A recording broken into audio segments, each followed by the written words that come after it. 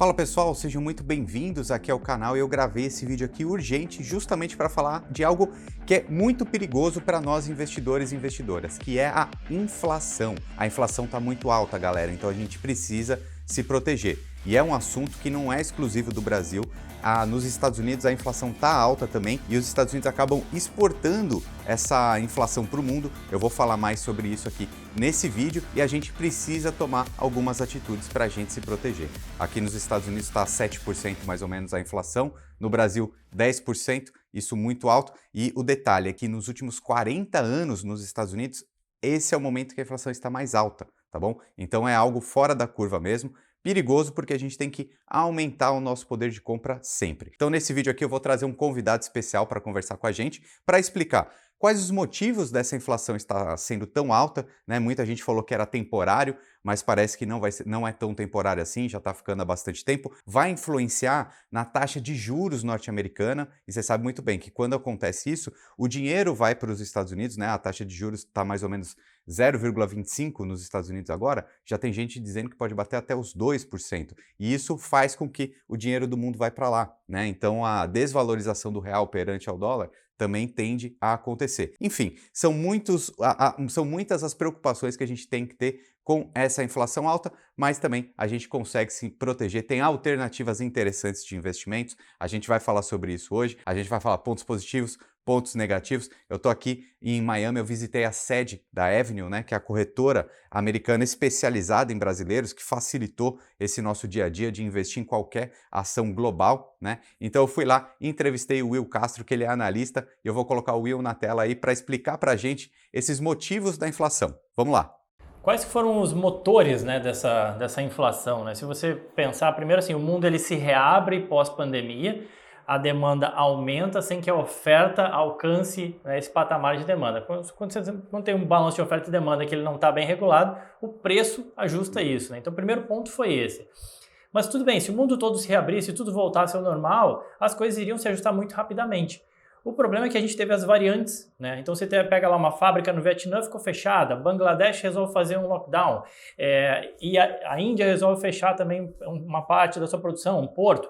Enfim, isso afeta o quê? As cadeias de suprimento. Cada vez que a economia ela é cada vez mais globalizada, né? Então o mundo retorna, mas a capacidade de oferta e criação de produtos do mundo não retorna na mesma velocidade. E aí você tem esse descompasso que gera essa inflação. A cereja do bolo ainda vem no petróleo, né? E o petróleo sai de 40 e vai para 85 dólares o barril, né? Ou seja, a energia, conforme eu falei, fica mais caro e o transporte de tudo que é produto fica mais caro. Então você joga uma demanda muito forte, problema de cadeia de suprimento, mais problema de energia, você dá essa inflação, a maior inflação aí nos últimos anos, que acaba gerando toda essa expectativa de mudanças nas políticas monetárias, de juros e tudo mais, né? Então, se a inflação ela cresce muito, o poder de consumo de todo mundo fica mais baixo, fica pior, então a gente tem que saber como se proteger, né? Então, Will, vamos começar a falar aqui de alguns pontos positivos e negativos desse cenário novo de inflação mais alta, taxa de juros básica mais alta e como que a gente pode, quais são as classes de ativos que vão ter impacto nesse momento? Boa, se a gente pensar dinheiro em caixa, né? Não, então vou deixar meu dinheiro tudo parado em caixa, né? Esse é um problema, né? O dinheiro em caixa, num cenário de inflação, vira batata quente. Mesmo o dólar, mesmo a libra, mesmo o euro. Porque você tem inflação no euro, você tem inflação na libra. Então a libra está perdendo poder de compra, o euro está perdendo poder de compra, o dólar perdendo poder de compra. Dinheiro parado em caixa é batata quente. Então eu diria que essa é a pior classe de ativo. É como se fosse essa ideia. Se o dinheiro está parado, ele está rendendo zero. Se a inflação está menos 7, você está perdendo menos 7, né? O poder de consumo está ficando mais pobre. Então precisa achar outras alternativas de investimento, porque deixar parado não é uma boa ideia. Realmente, dinheiro parado não é vendaval, vira realmente vendaval. Uma segunda classe de ativos, né, pensar em investimento imobiliário, né? Quando a gente pensa em investimento imobiliário, qual é o impacto da inflação nisso? Bom, por um lado, você tem o preço de construção, né? Se construir uma casa fica mais caro, porque você tem inflação, essa inflação ela acontece em diversos segmentos da economia, então construir fica mais caro. Se construir fica mais caro, o preço da casa vai ficar mais caro, ou seja, o preço do imóvel tende a se valorizar num cenário inflacionário, por isso que muita gente procura os imóveis, pega casos extremos, né, de países que tiveram problema com inflação, como a Argentina, muita gente investe em imóveis como uma forma de proteção. Porque o preço para construir um imóvel novo, uma casa nova, fica muito alto. né? O preço do material Tijolo, mesmo, né? argamassa, a mão de obra. A mão de obra, e aí fica mais caro. Então, na teoria, aquele imóvel que você já tem, ele é mais valioso, né? Isso, ele tende a se valorizar junto com a inflação, replicar pelo menos a inflação. O contraponto negativo também, né, porque tem o lado positivo, tem o lado negativo, é que essa maior inflação gera expectativa de aumento de juros, né? Quando você aumenta juros, você torna o financiamento imobiliário mais caro em tese, né? E isso tenderia a afetar negativamente a demanda também por imóveis. A demanda seria, no caso, as pessoas quererem comprar imóveis. Ou, acho que influencia o aluguel também, né? Exato. Mexe também no preço do aluguel a inflação. Exato. Outra classe de ativo, né? Quando a gente pensa em se proteger de inflação, logo vem à mente a ideia de uma renda fixa, né? No Brasil é muito comum, né? Você tem aumento de juros, bom, eu vou pegar esse juro, vou me aproveitar desses juros. O que faz sentido, obviamente, né? Você tem uma perspectiva de aumento de juros, ou seja, os títulos de renda fixa tenderiam a pagar mais, tanto se os títulos do governo aumentam, os das empresas também tenderiam a seguir, né? Porque apresentam mais risco ainda do que o governo. Então tenderia a ter um aumento da remuneração via juros desses títulos de renda fixa. Esse é o lado positivo.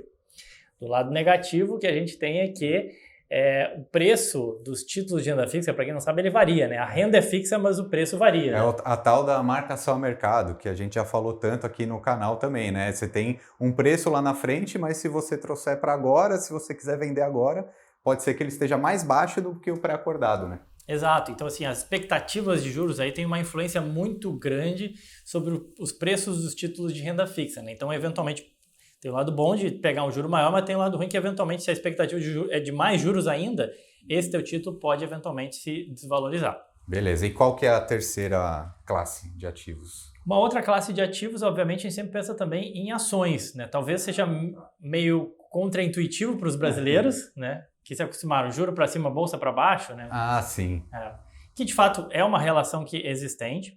Por outro lado, você tem diferentes empresas, né, no universo de bolsa. Então tem aquelas empresas que realmente têm uma maior dificuldade, que sofrem com aumento de juros, e tem com aumento de juros e inflação, e tem aquelas que eventualmente podem se beneficiar ou até funcionar como uma proteção à inflação. Sempre lembrando que a ação tem risco, né? Sim, mas é a ideia, uma ação, ela é uma empresa. É isso que a gente tem que sempre entender, que não é só um código piscando lá na tela. Exato. E aí a gente tem que pensar o seguinte, as empresas aqui no mundo físico, tá a inflação alta, qual delas que consegue repor o preço?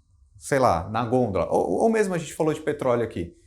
Independente do preço do petróleo, as pessoas vão consumir o petróleo. Então, provavelmente, essas empresas conseguem repassar o preço da inflação e não vão sentir tanto, né? Exato. No mercado de ações, o que a gente vê é o seguinte, as empresas que têm uma capacidade, né, as price makers, que conseguem fazer o preço do seu produto e colocar o preço mais caro, né, ou seja, repassar esses custos de inflação, normalmente elas acabam funcionando como uma proteção até a inflação, né? Ou seja, tem inflação de 7%, 10%, o cara vai lá e reajusta o preço da pasta de dente, do shampoo, da gasolina, que nem comentou, e a gente vai continuar consumindo pasta de dente, shampoo e gasolina.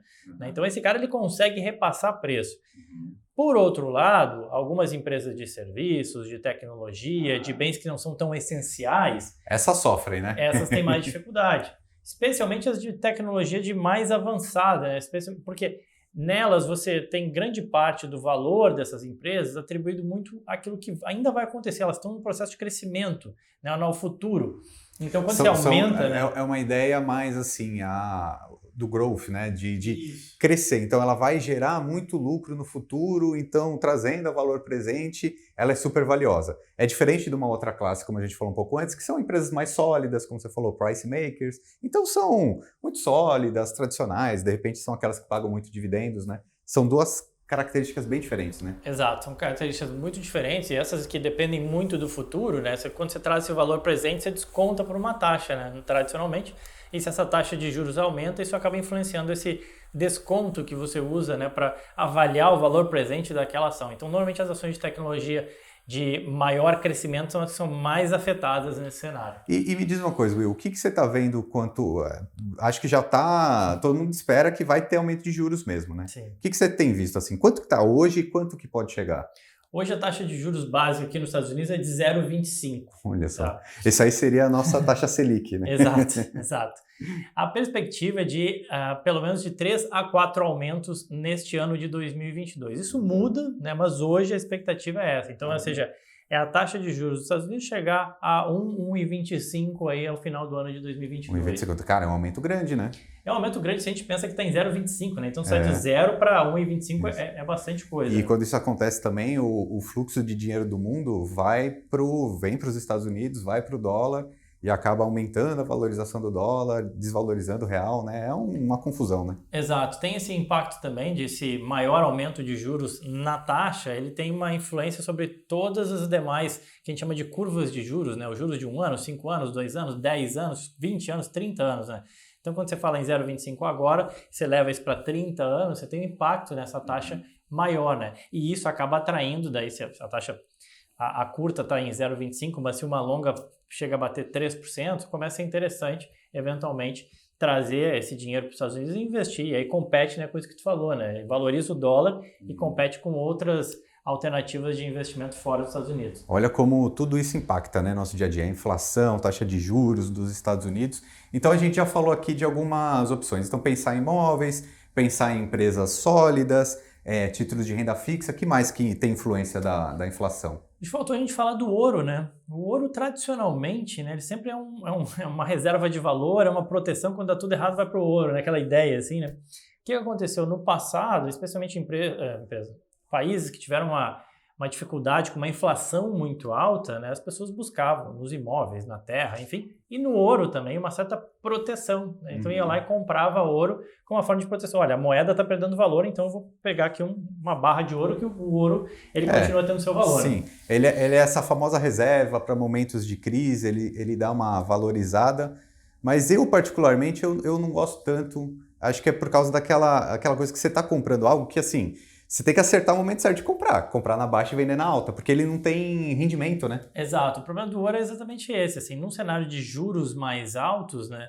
onde você consegue eventualmente comprar um título que pague 2, 3% ao ano, o ouro ele não vai te pagar nada, assim, né? Ou você tem que comprar realmente baixo e esperar ele se valorizar para você ganhar dinheiro, né? Então, o contraponto negativo do ouro é esse. Ele não tem o yield, né? Aquele dinheiro caindo na conta todo mês, né? Cara, é isso. E eu acho que o lado bom também, a gente fala para o público aqui, é que esses tipos de investimento a gente consegue acessar tranquilamente, nós brasileiros, porque a Avenue, que eu estou fazendo aqui a visita mais uma vez, ela é especializada em brasileiros, né? Então, você pode usar o link que está aí na descrição, porque aí você vai conseguir acessar todo esse mercado aqui dos Estados Unidos também.